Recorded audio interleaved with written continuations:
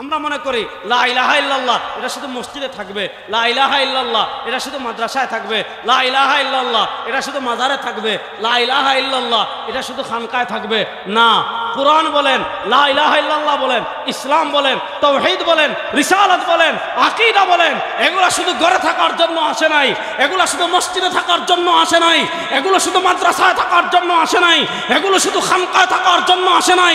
ইসলাম এসেছে, ঘরেও থাকবে ইসলাম, সমাজেও থাকবে ইসলাম, মসজিদেও থাকবে ইসলাম, রাষ্ট্রেও থাকবে ইসলাম, সংসদেও থাকবে ইসলাম।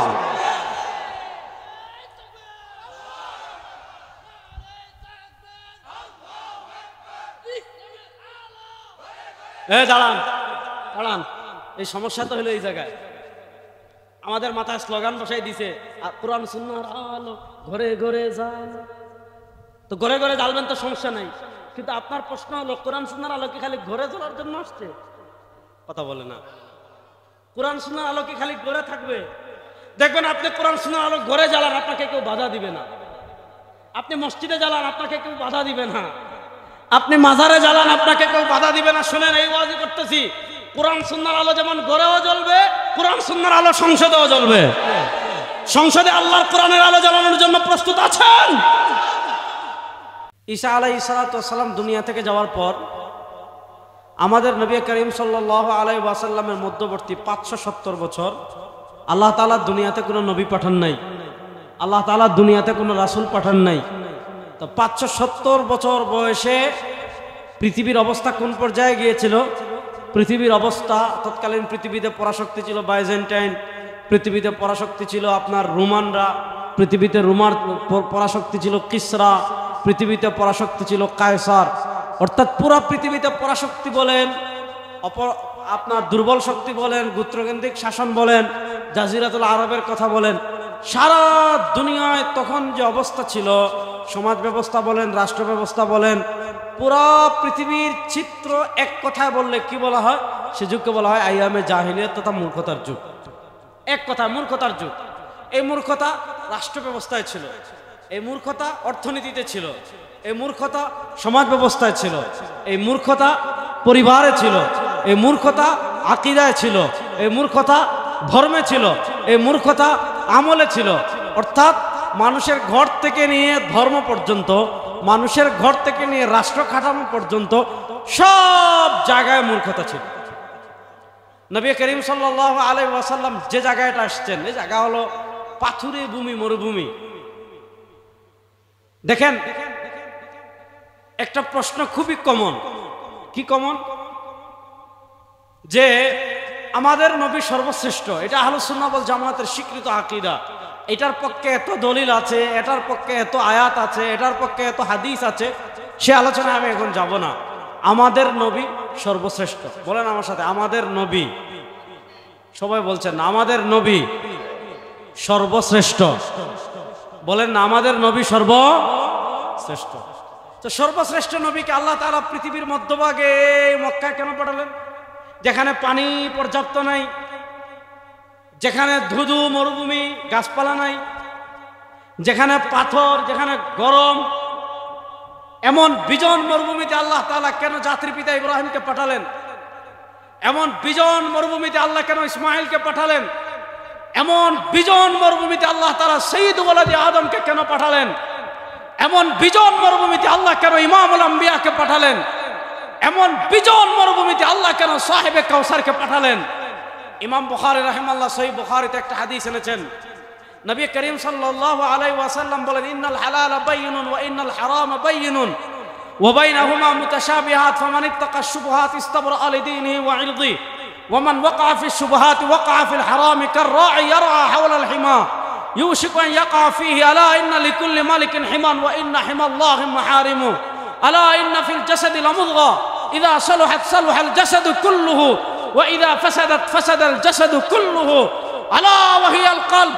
সরওয়ারে দু আলম সাল্লাল্লাহু আলাইহি ওয়াসাল্লাম বলেন, আমার উম্মতেরা শুনো, তোমার শরীরে হাত আছে, পা আছে, চোখ আছে, নাক আছে, শরীর আছে, কত কিছু নিয়ে তোমার শরীর গঠিত।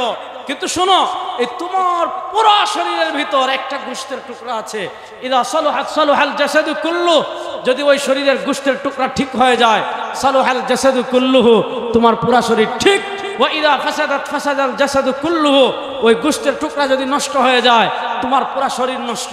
আলা ওয়াহিয়াল কলব, আল্লাহ তাআলা আমাদের প্রত্যেকের বাম স্তনের নিচে একটা গোশতের টুকরা রেখেছেন, ওই গোশতের টুকরার নাম হলো কলব।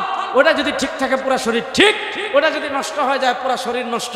তাহলে বোঝা গেল পুরো শরীরের ভিতর ঠিক বেঠিক নির্ধারণ করে কলব। কলব যদি ঠিক থাকে পুরো শরীর ঠিক, কলব যদি নষ্ট হয়ে যায় পুরো শরীর নষ্ট। মানুষের শরীরের হৃৎপিণ্ড হলো কলব। আল্লাহ তাআলা পৃথিবীর ঠিক মধ্যভাগ বানিয়েছেন মক্কাকে।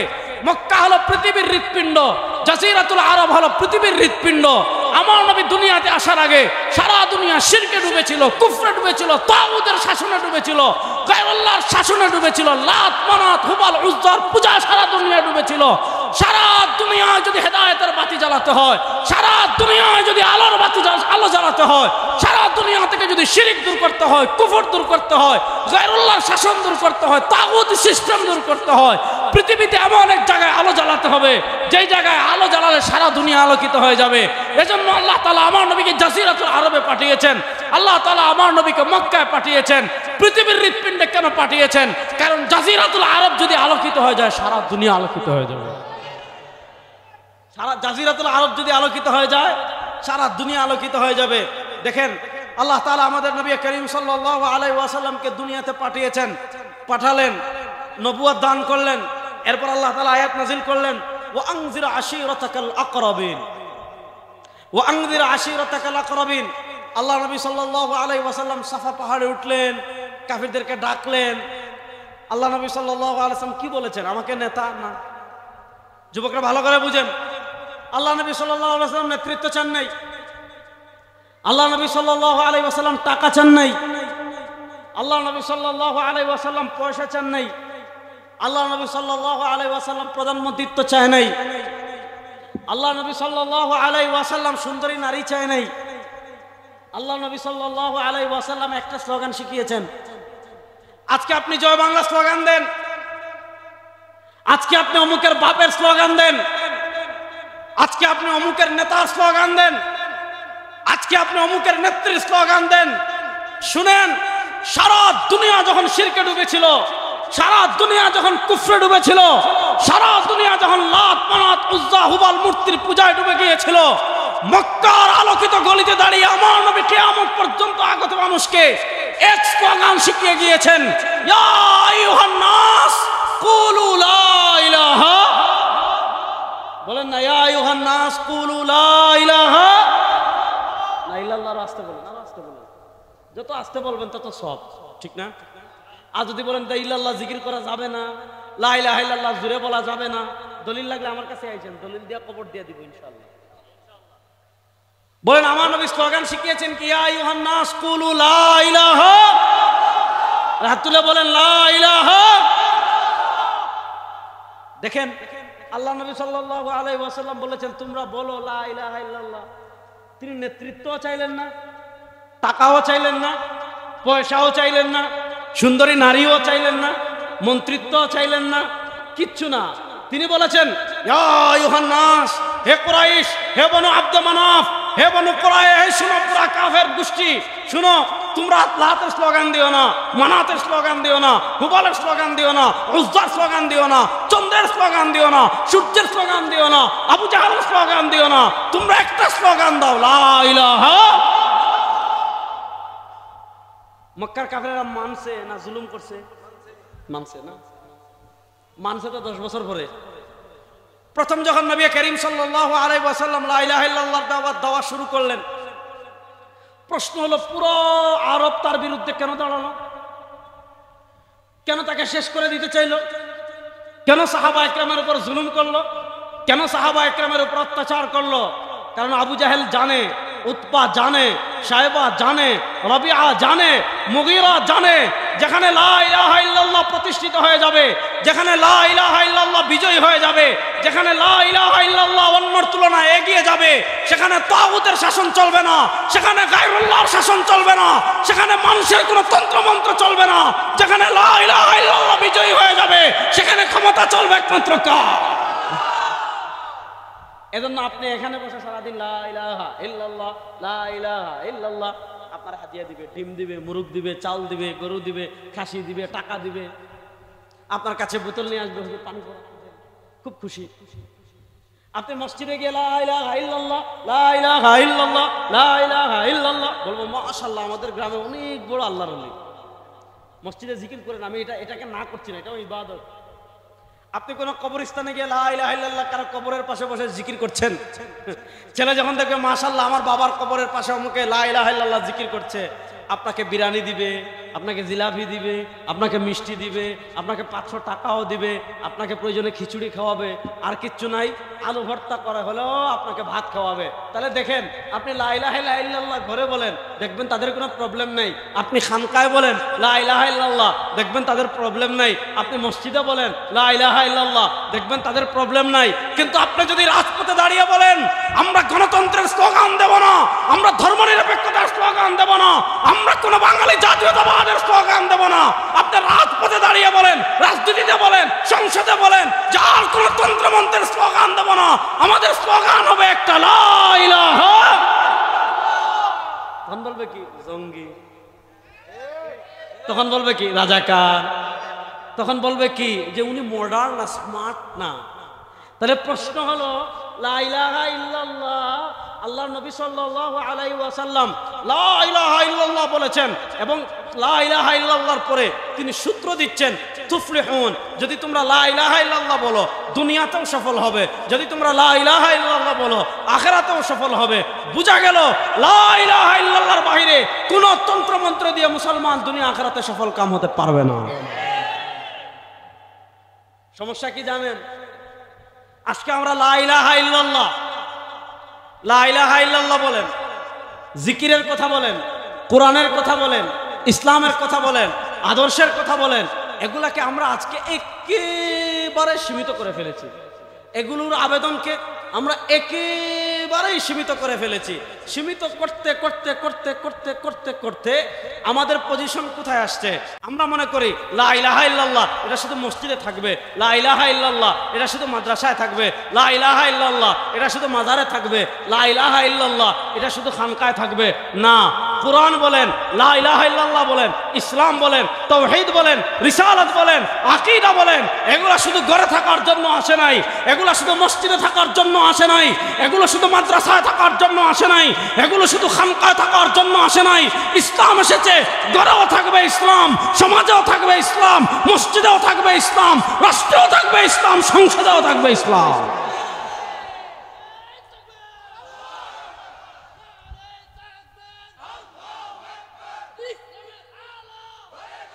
দাঁড়ান দাঁড়ান, এই সমস্যা তো হলো এই জায়গায়।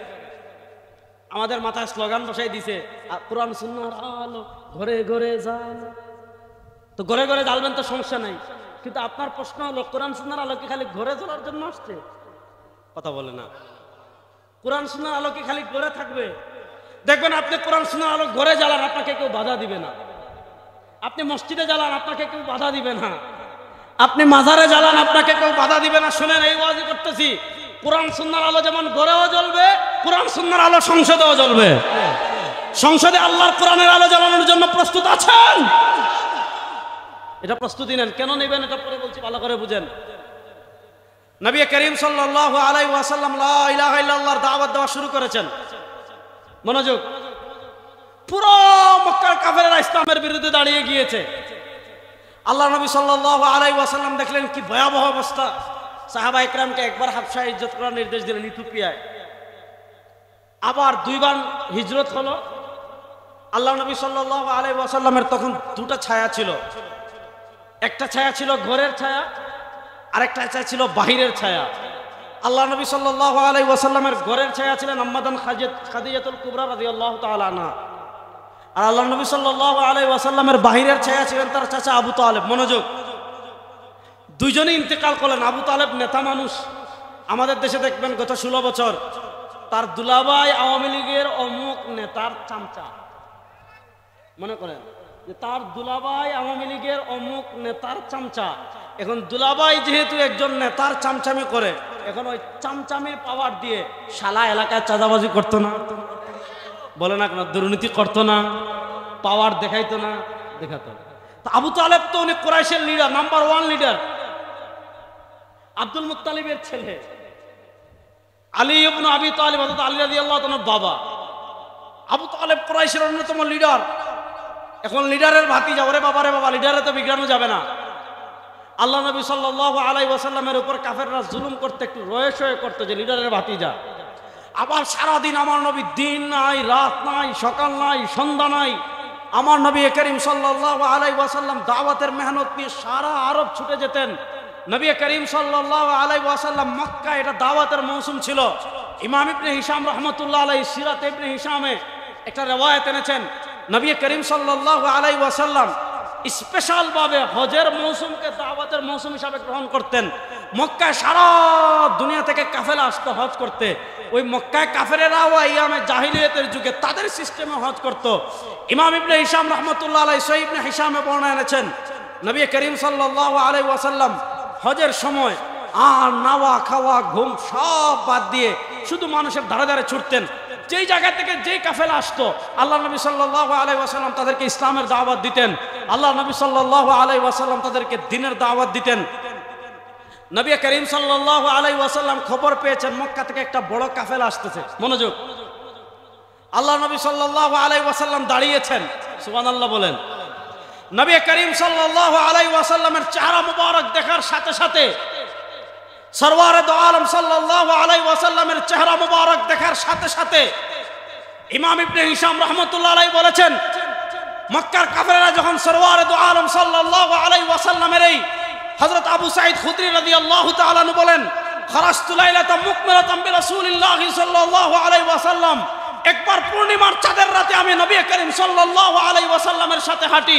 ফারাআইতু মাররাতান ইলাল কমারি ওয়া মাররাতান ইলা ওয়াজহি রাসূলিল্লাহি সাল্লাল্লাহু আলাইহি ওয়াসাল্লাম, আমি একবার পূর্ণিমার চাঁদের দিকে তাকাই, আরেকবার সরওয়ারে দো আলমের চেহারার দিকে তাকাই।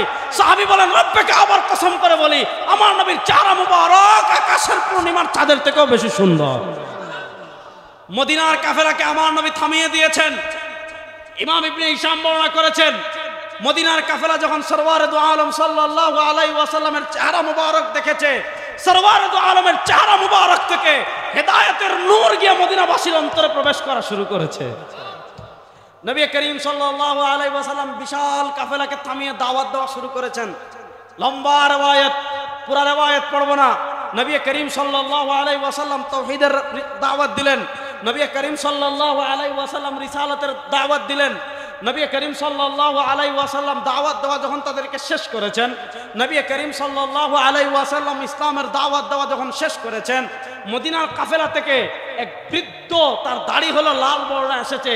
সে দাঁড়িয়ে মক্কাবাসীকে বলতেছে, ও মদিনাবাসী শুনো, ওয়াল্লাহি লাউ কাবিলতু হাযাল ফাতা মিন কুরাইশ, ওয়াল্লাহি লাউ কাবিলতু হাযাল ফাতা মিন কুরাইশ লা আকালতুল আরব। ও মদিনাবাসী শুনো, কুরাইশের এই তাগড়া যুবক যে আদর্শের দিকে আমাদেরকে দাওয়াত দিচ্ছে, কুরাইশের এই যুবক, ওয়াল্লাহি লাউ কাবিলতু হাযাল ফাতা মিন কুরাইশ, কুরাইশের এই তাগড়া নওজোয়ান যে ইসলামের দিকে আমাদেরকে দাওয়াত দিচ্ছে, সেই আদর্শ যদি আমরা কবুল করি, লা আকালতুল আরব, তাহলে পুরো আরব আমাদের নেতৃত্বে চলে আসবে। বুঝেন?